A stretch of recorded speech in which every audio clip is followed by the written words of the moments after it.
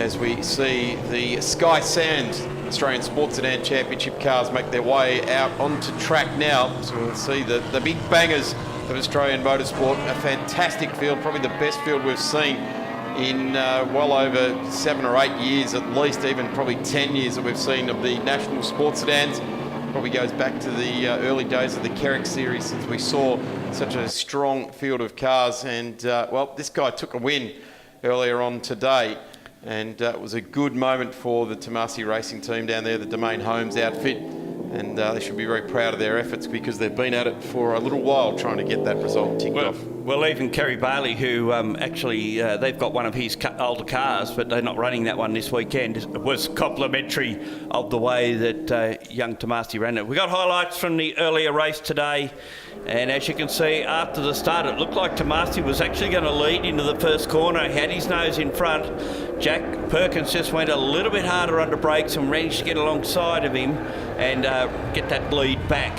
As we can see, Shane Bradford going for a bit of a skid in the background. Wasn't his last one either, was it, in that race? He had a number of offs in the number 68. There's another one. You just preempted that one. Yep, he's gone off there as well. So that's a real shame. But please, Shane, don't be disheartened by it. We want to see you back regularly. Really good picture of a car. Here's Jack Perkins, which was obviously the start of a bit of an issue that was grabbing his attention in the car. Speared off onto the grass there, gathered it all back up, and then this is what ultimately happened. We saw some extinguishers used on the car again, which we don't like seeing. I dare say John Gourlay didn't like having to see that as well, but Jack was out safe and sound, and there was Steve Tomasi winning over Tony Ricciardello, who was the fast and hard charger out of that race, starting out of, was it 8th or something like that? No, he started 3rd in that race. Third, sorry, 8th yesterday. The issue with the Perkins Audi Chev was that the engine it's done something, and there's been a result of a fire. So engine dramas have caused a small fire. As for Dean Randall, built Audi Chev, I'll get that right in a sec, with Thomas Randall at the wheel. Thomas Randall, drive shaft, they believe. They've been busy trying to get that car fixed in time for this race. Steve Tomasi just drove splendidly. Tony Ricciardello, they did a few tweaks on that car leading into this race, and as his father Basil said, it's getting better with age, just like he is. Let's just run through very quickly, Gaz, last year's championship. Bill Chetton won 577 points over Michael Robinson in the Monaro on 549. Steve Lacey 500. Jack Perkins ended up home with 435. Alex Williams in the RX-7 was next. Bruce Henley was there as well. Shane Woodman and Steve Tomasi finished just inside the top 10 with Tony Cox and Colin Smith rounding out the top 10 in last year's championship. So a couple of those cars we've seen sort of just languishing a little bit throughout today. Of course, we know that Robbo, the yellow Monaro, has embarked on a bit of a redevelopment program, trying to get a bit more out of that car, and trying that with the guys from Riverside Racing, with Liam and Gary Gunn down there. Actually had a bit of an off on the last lap of that race, and first thing he said, they didn't get that on TV, did they? Yeah, we did. Yeah, we did. Sorry about that, Robbo. There's Steve Lacey and Keith Kasulki. Keith Kasulki, as we said before, comes down from Papua New Guinea for each of these race meetings. Had a horrific burn type accident a few years ago at Phillip Island, and I asked him how he accommodates the weather going from the tropics down to here, and he said, well, he likes coming down here because the sun's really hard on the burned part of his skin.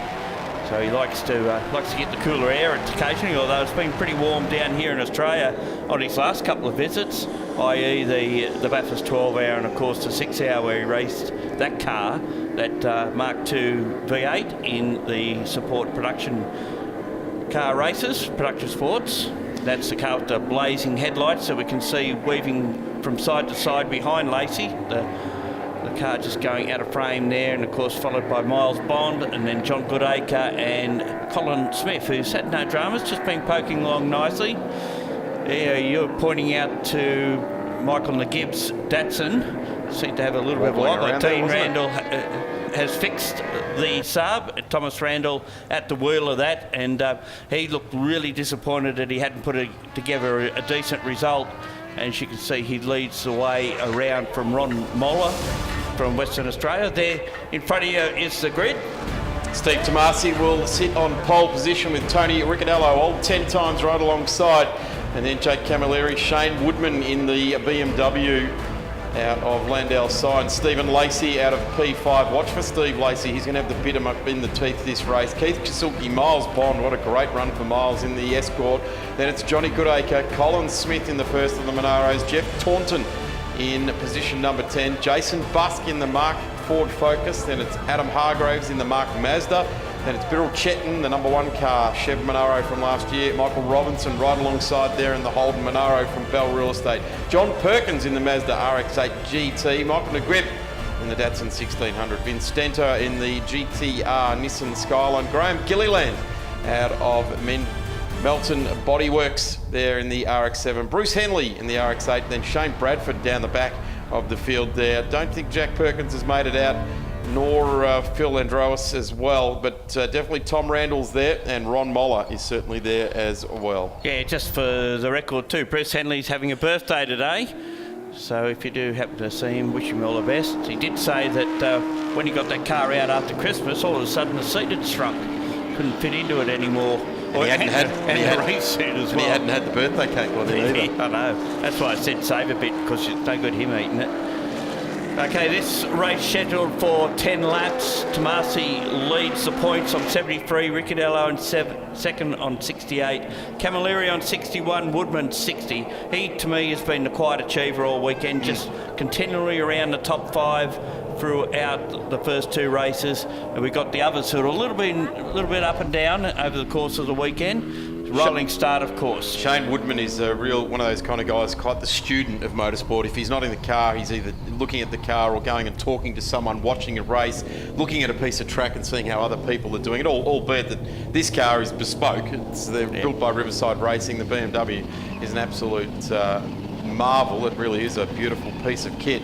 And he really is, as is Michael Robinson, in fact. They're both students of motorsport, and they're very interested to see how other people go about it, to see if they can improve their performance on that sort of thing. And being behind Tony Ricciardello is a 101 lesson in sports sedaning, isn't it? They're formed up nicely for this start. Tomasi will control it around 80 Ks until they get the go-ahead, and they have. And it's Ricciardello who's got the jump on him off the start, and it's Tony Ricciardello, the 10-time champion, out into the lead as they go down to turn 1 for the first time. The red Alpha, the snake's eyes, leads the field. He's not going to have it all his own way. Streaming around the outside of the BMW is the Camilleri car, and Colin Smith has spun it in the 44.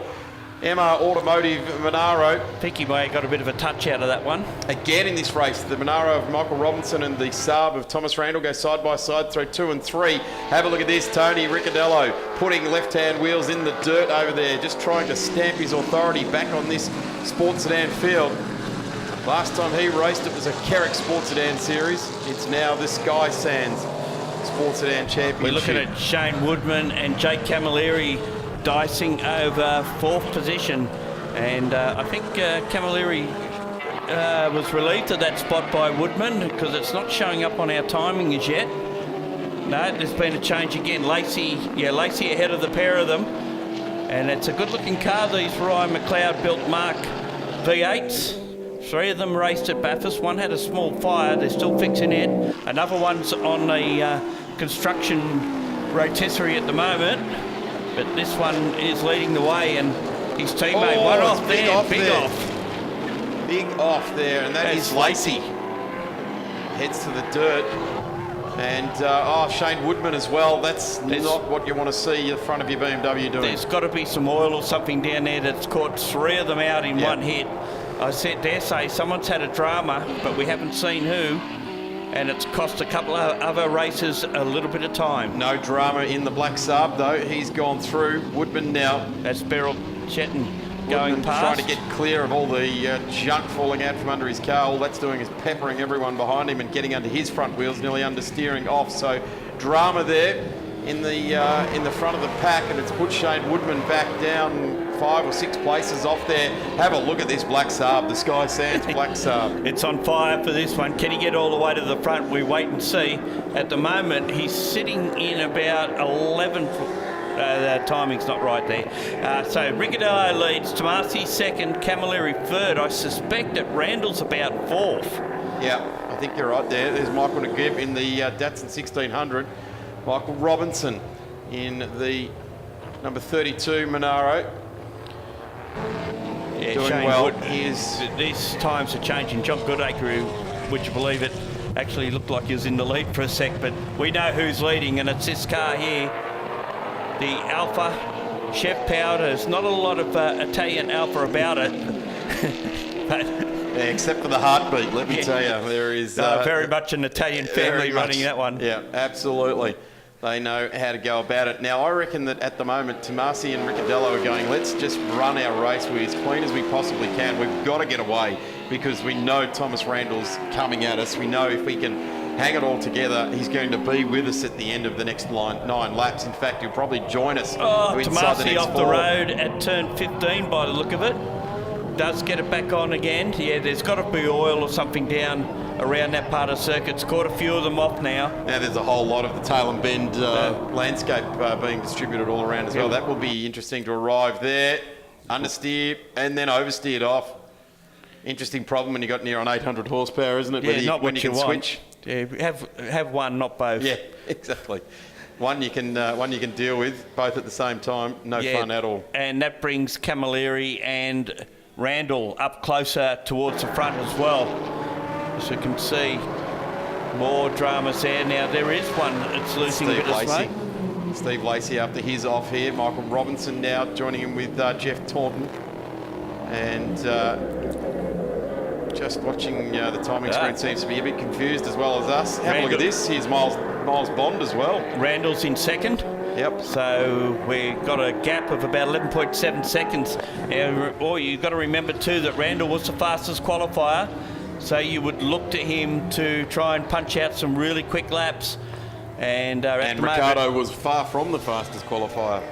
Ricciardello is doing 54s at the moment. He did a 50 in the earlier race. So we know he's got a bit up his sleeve. We see Woodman go past at Bradford. That's for place. Certainly is. And now Bradford goes past Woodward. This is testament for this turn 6 that there's so many different lines that you can go through there, come out fast, and you both managed to not lose too much time in the lap. Yeah, the interesting thing there is if you come in there and you've just passed someone, you think, oh, I've done that, I've got it done, and all of a sudden, whammo, you've lost the spot again. Yeah, it's not like you can drive around the middle of the corner because they can put it up the inside or the outside. Here's Miles Bond, and he's got the Tomasi and Kazuki car coming at him. And so Jake Camilleri must be ahead of these guys on the road. As we see this gap, the gap's just dropped dramatically, 6.9. As I think we ignore timing. I don't think that's right. That's wobbling around all over the place, isn't it? Yep. I guess there's Jake Camilleri coming down the hill. And if we get a long shot as that car exits the corner, we should see Tom Randall up ahead of him. And Beryl Chetton is the one that's blowing that bit of smoke. And see in the background Bruce Henley about to be passed by Steve Lacey. And he should That's actually John Perkins in the 43. I beg your pardon, yeah, because there's 2 of those cars running this weekend. In fact, the one that Bruce Henley's been running for numerous years now isn't here. He's running the red one. That's tyre up. Yeah, that's because he went off and damaged the front spoiler. He's rubbing on the bit of fiberglass there. So that's a shame for our number 1 car. Yeah, not a great title defence beginning here, but we've seen that happen before where champions haven't had a great start of the season. In fact, last year, Birrell didn't have a great start to the season either. No, but came home strong. Pretty much everything after that did very well. In fact, these 2 cars were the ones that were duking it out, the 2 yellow Camaros, sorry. And you can see the rearranged front bodywork on that car.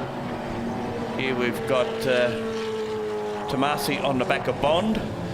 And of course that car, when the Monterosos had it, was probably the demon starter of demon starters.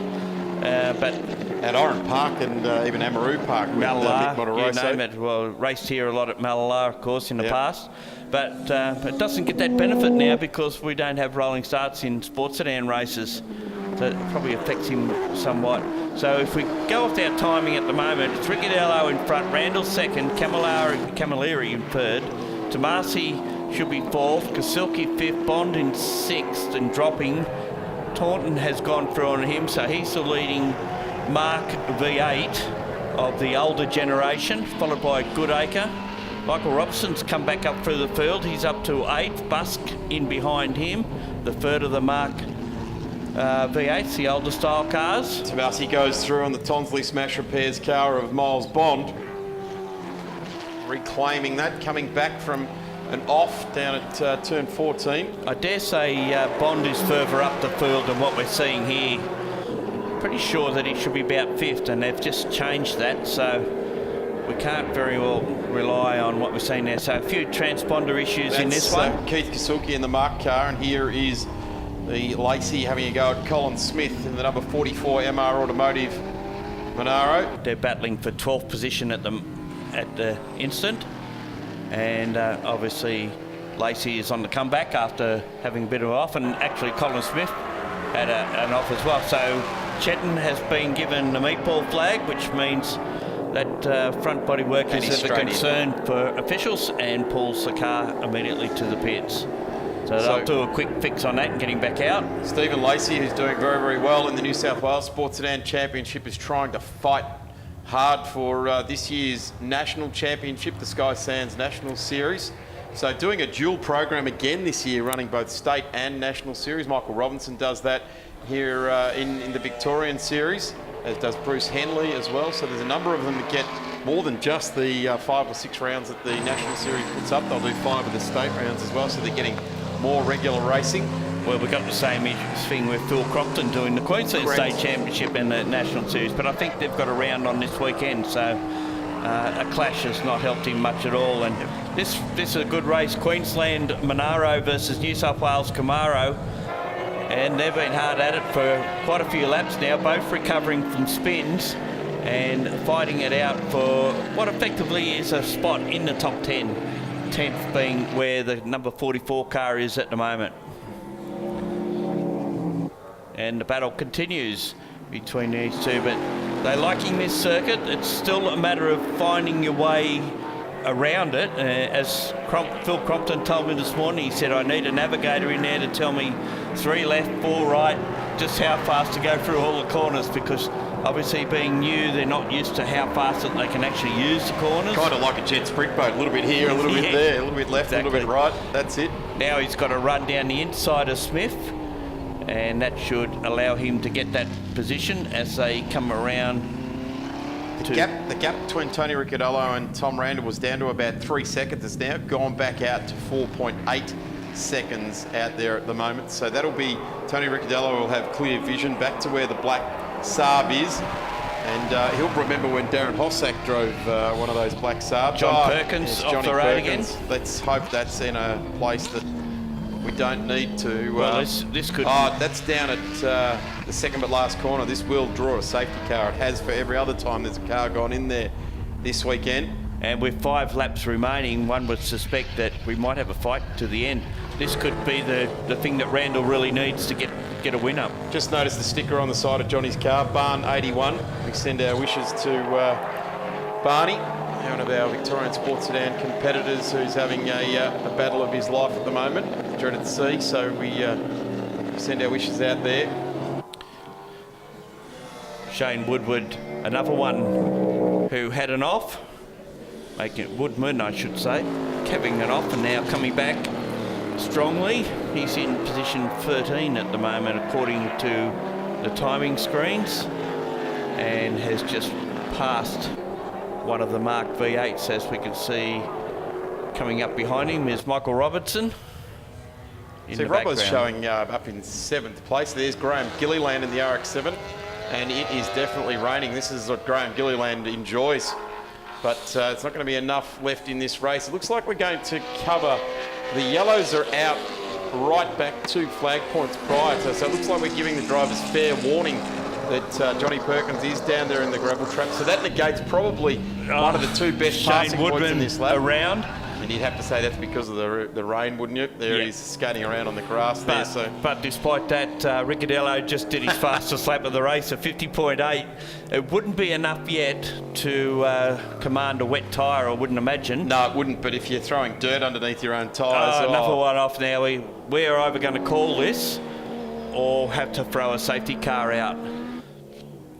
As we see cars starting to spear off in all directions, and car 93 is parked up there. That's the Adam Hargraves Mark V8, the Mazda 3. And there's Ricciardello, our race leader, still circulating out in front. He's actually extended that gap over Thomas Randall, who will be just pleased to get a result. Yeah, on the podium too, just to give Rusty a wave of the flag of the Sky Sands car. True Rusty French racing style, black with the gold signage. Yeah, and we can see this rain must be getting heavier, and Ricciardello's trepidatiously coming around the last set of corners. Still got green lights in front of him. He'll know by now that the checkered flag will be out to greet him the next time he goes past the start-finish line, and there he goes. Just gets a bit of a squiggle out of the last corner. There's the checkered. It's a great comeback from a hiatus of a year. Tony Ricciardello not only wins the third race, but takes the round overall. And Darren Smith is doing handstands in the comms box. Oh, that's really good. Like I said, it's good when CL wins supercar races. It's good when Tony Ricciardello. It's good for the sport, because now everyone knows that that's still the gold standard that they've got to chase after. Yeah, Randall in second. Here comes Jay Camilleri. He'll be third. That'll put him, looks like third on the podium. Steve Tomasi, if he holds fourth, will be second. So overall, it'll be Ricciardello from Tomasi from Camilleri. So basically our race 2 result. Yeah, it remains the same, doesn't it? Although he's just surrendered a spot to Bond on the last lap, so he will drop one. I guess having only 500 horsepower as opposed to 800 became much easier in these conditions. Came the condition. I think I may have even just given Miles Bond 150 more than what he's actually got anyway. But certainly coming home there. The Group S cars will be the ones out on track next. Good luck to those guys. Good luck with them. Yeah, we'll see how that one There's our results in front of you. Tony Ricciardello takes the win. Thomas Randall in second. Jake Camilleri third. Miles Bond in the first non-V8 home in fourth position. Steve Tomasi in fifth and holds on to second for the round. Keith Kasulki, Jeff Taunton, John Goodacre, Michael Robertson and Jason Busk round out our 10. In behind them, Shane Woodman in 11th, Steve Lacey 12th, Colin Smith 13th for Cross the Line, Shane Bradford 14th, Vince Stender in the first of the chassis cars in 15th, Graham Gilliland, Bruce Henley, the birthday boy, gets home, Beryl Chetton in 20th. Just during that race, Gaz, sorry, I was caught on the hop a little bit with Ron Newbound with Barn. He actually passed away on Thursday, so that's why they're running the Barn 81 on the side of the RX-8. So sorry to friends and family of Barn. That was my mistake, unfortunately. So condolences to the family. Now. Sorry about that. And we just seen in this first corner, everyone sort of got through it, apart from Colin Smith, who had that little bit of a pirouette, but that gets it going again. And towards the back of the field, another off up the top. Several cars involved in that little skirmish, but managed to get going. I think Steve Lacey was one of them. And here's our race leader and race second at the time, Steve Tomasi, doing a bit of snow ploughing in the sand off the side of turn 15, but gets it back underway and ultimately surrenders a couple of spots. This was a good dive between Shane Woodman and Shane Bradford, a Victorian versing a Queenslander, and it was on for quite a little while, this one. Neither willing to give up that spot, and we've seen our current Australian Sports Sedan Series title holder in Beryl Chetton having some issues after a little bit of an off somewhere. Ultimately got the meatball and had to come into pit lane. This is an interesting battle. Big Chevy versus four-cylinder Sports Sedan, and this one developed as the race went on as well. The eyes are looking forward there, or cross-eyedly forward? On both of them, yeah. John Perkins off the road at turn 17. Shane Woodman has off the road skirmish as well. This is about the time the rain started coming, and as you can see, it came. It came down in the bucket load. At least it's washed the dust away as we see the cars coming across the line.